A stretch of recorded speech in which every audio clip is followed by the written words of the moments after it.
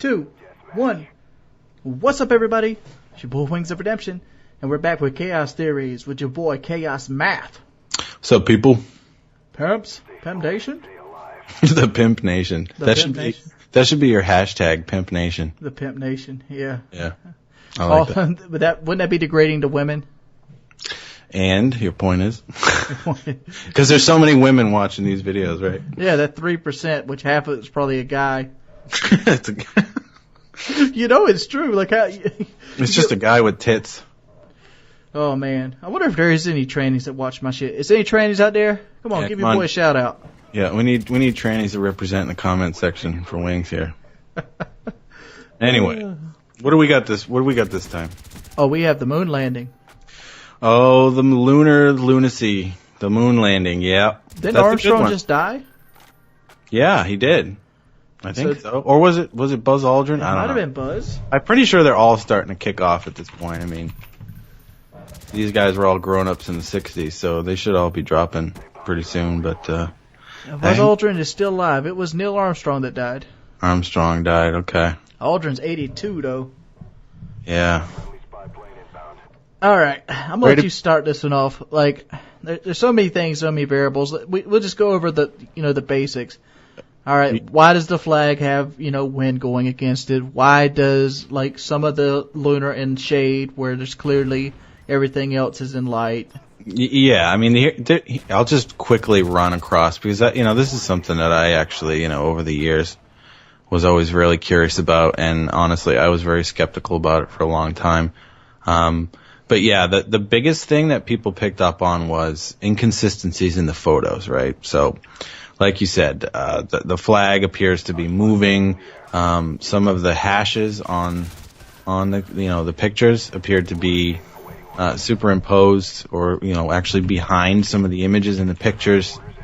One of the big things that I was always curious about was the radiation belts, the Van Allen belts, right? So once you leave the atmosphere, there's a belt of radiation that surrounds the Earth, because once you leave the magnetosphere, you're basically exposed to the solar wind, which is just X-rays and radiation. And you wonder, okay, did they really have the ability to insulate the astronauts from that shit all the way back then? So there's a host of things that people, were calling bullshit on. And the reason that people were skeptical about it was because the space race was based around competition with the Soviet Union. This was in the height of the Cold War. So that they would do something, we would do something, we'd build more nukes, and then we were always trying to outdo each other with the space race. It was essentially an extension of the arms race. And so a lot of people thought that we landed on the moon was bullshit because it was pretty much the last thing we could do to trump the Soviets, because they kept beating us to a lot of these achievements. I mean, they were the first, people to put somebody up there, get satellites up there, all that stuff. So that's kind of the gist of the history of the conspiracy theories for why people doubt that it really happened. So, are we going to debunk any of these? Like, is there any that you just feel like isn't? Yes. So here's the thing. Like, most of the conspiracy theories have been debunked. I don't know if all of them have, but as far as the photos go, they've basically digitally restored a lot of these original photos, and a lot of the inconsistencies that people see turned out to just be because they were reproductions of the originals. And so when they took the originals and they scrutinized them, they looked at them better, a lot of the inconsistencies don't actually add up. So, for instance, the hashes being behind objects was just artifacts in it. So those were disproven. And the moving flag, the wind, because there's no wind on the moon, right? It's in a vacuum. Mm-hmm. That one was disproven as well. I guess it was because when they put it down, they moved it, right? So you've got a situation in space where if something moves, unless something stops it, we'll pretty much keep moving forever. And because there's no resistance, no wind. Right, exactly. There's no atmosphere to stop it. So, that's why if you were to launch yourself in space, you would just keep going forever because something would have to stop you. So that's kind of what happened there. The Van Allen belts, I'm not sure if that one's been completely debunked, and I still think it's weird that they were able to do that. But here's where I'm going to say I'm still skeptical. If I was going to say I'm still skeptical about it, it's because of this. We never went back. We never did anything else on the moon after the 60s. Why would we, though? Well, I would say that it's an extremely strategic military location. In fact, you might say that, but wouldn't a satellite be just as strategic? You ever see the movie like Space Cowboys where the Russians had the nukes up in the satellite? Satellites are really easy to take out, though. I mean, look what the Chinese are doing with cyber warfare. I mean, all it takes is an EMP and a fucking satellite is useless. We all know what the moon race actually was, though, Eric. What's that? What was it? It was a way to spend money on creating weapons that had the public's approval. You create a rocket that can enter the moon. You also create a rocket that can enter Russia. But we already had ACMs. We had the V2 rocket, but at the time that was Germany's creation, and we were just perfecting it.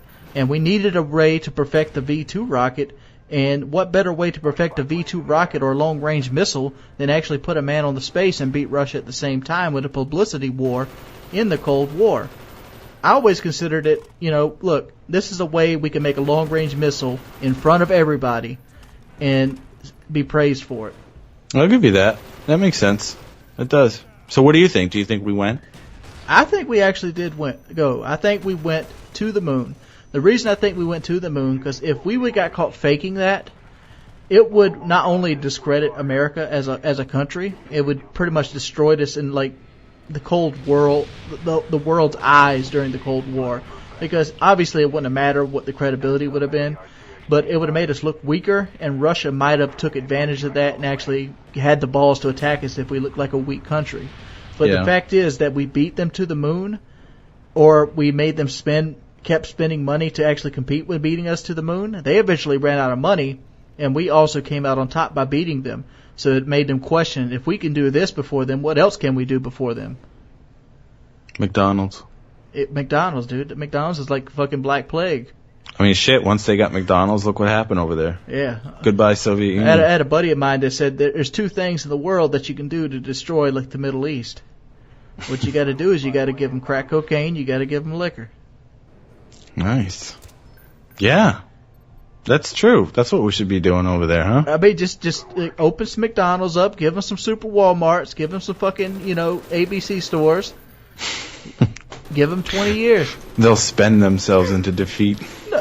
You'll they'll get the alcoholics going, and then you start implanting the people, the atheist people. You start implanting that kind of mentality in there to create the deceit, to kind of put chaos in the rift.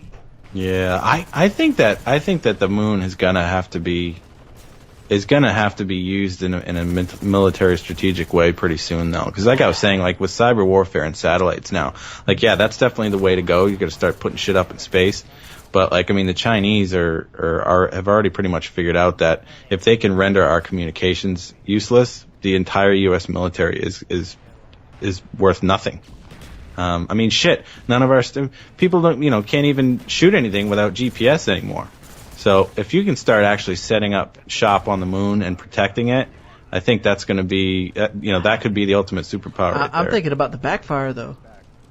Like if you were to set up a base on the moon and China was to come and destroy that base, it would fuck up the moon's like gravitational pull on the Earth, and you would mess with the tides and everything else, and then you'd actually lose like seamanship and like communications, GPS, because it would be different.